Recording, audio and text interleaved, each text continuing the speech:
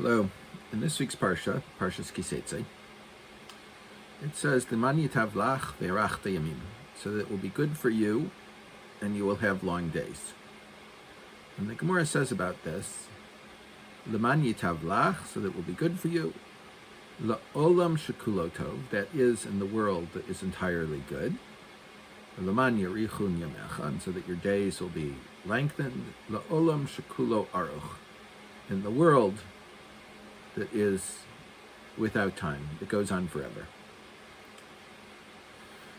It's told about Rabbi Nachman Mendel of Rimanov that when he got married, he married the daughter of someone from Fristech,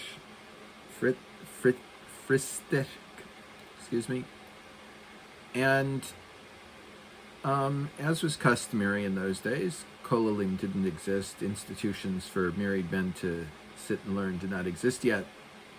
And up-and-coming Talmidei Chachamim would be supported by their father-in-law for a number of years that was negotiated. 1, 3, or 5 were the norms. 5 was very rare, but it did happen to certain people. And after that point, most of them would go to work. A few of them would be able to secure rabbinic appointments. So, as the years go by, the father-in-law sees that Rabbi Nachman Mendel of Rimanov, future of Rimanov, isn't interested in anything but his limud Torah that takes up almost all the day. The only time that he's not learning, he's davening. He's not interested in working and supporting his daughter. So he insists, after a while, that his daughter demand a get from her husband, and she refuses. And he says, "Fine, live on your own. I'm not supporting this indefinitely." And they go off, and he continues to learn in the Beis Medrash all day, and daven in the Beis Medrash all day, and she makes whatever she can with a little bit of sewing and embroidery that she's capable of doing. There comes a time when for 3 days they don't have any food, and she goes to the baker out of desperation, begging for something. Maybe he can give me something that I can use. And the baker says no, and she leaves crying, and the baker calls her back, and he says, "If you will give me your chelek b'olam haba, your share in the world to come, I will give you bread. I'll give you a loaf of bread." And she thinks about it, and she says, "Well, no matter what happens, I'm not going to let my husband starve to death." So she says, "Yes, if you'll give me some cheese too." So he gives her the bread and cheese. She goes to the Beis Medrash. She lays out the food for her husband. Normally she would go home at this point, but she stays standing there. After he washes for the bread and eats the bread, he said, "Yes, why is this day different? What are you staying here for?" And she says, "All the suffering that I've done is so that I could enjoy Olam Ha'emes, the world of truth, the world that is all good with you. But today, I had to give it away so that you could have this bread."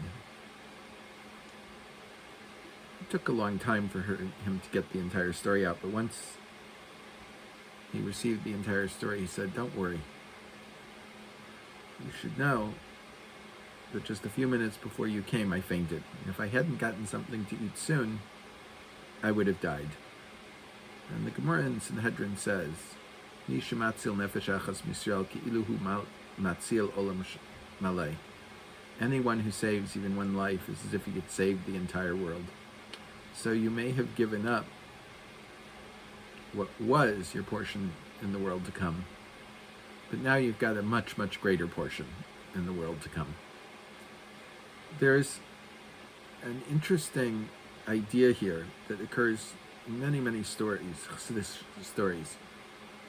that a person can sell what they have acquired in the world to come. And there's a halachic question about this, because in the halachic literature there's something known as Heskem Yischar Zvulun, that the Gemara says, "Smach Zvulun b'sisach v'Yisachar b'ochalacha," that Yisachar should be happy and you're going out and you're dealing with money, and Zvulun in your tens.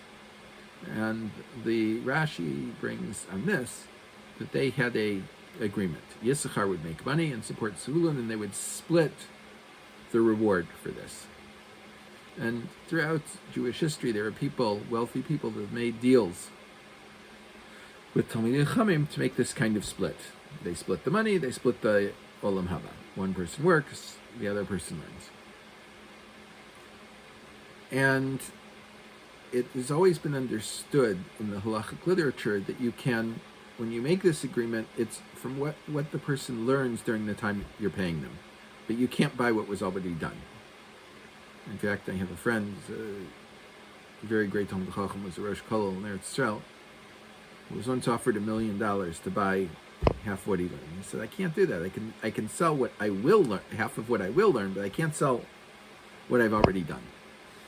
And he said, I can't, however, the Rosh Kollel said, I can put you in touch with some up-and-coming Talmidei Chachamim that you could. And he said, no, I want someone that's proven. He said, that's impossible. You never know what's going to come out of it, but the learning that they're doing will. Anyway, the person refused. I'm sure they found someone that made the deal, even though in the halachic literature it seems that it can't be done. So the stories are in a slightly different vein than the halachic literature is. It could be that there's a difference with purchasing limud haTorah, meaning the deal that they make when they're learning is they become partners. Yisachar is a partner in Zvulun's learning, and Zvulun is a partner in Yisachar's business. This is a partnership agreement. However, a purchase of something is something that may be a different thing. Meaning, there is something that I can only purchase that which exists. I cannot purchase that which does not yet exist. The futures market, halachically, is a problem because the object does not yet exist. If it does exist right now, then I can buy it for future delivery. But to buy something that doesn't, for instance, I cannot sell the fruit that's going to grow on my tree next year because the fruit doesn't exist yet. If the fruit has begun to grow, then I can sell it at a set rate, even though the market may change between now and the time that it's actually harvested. So,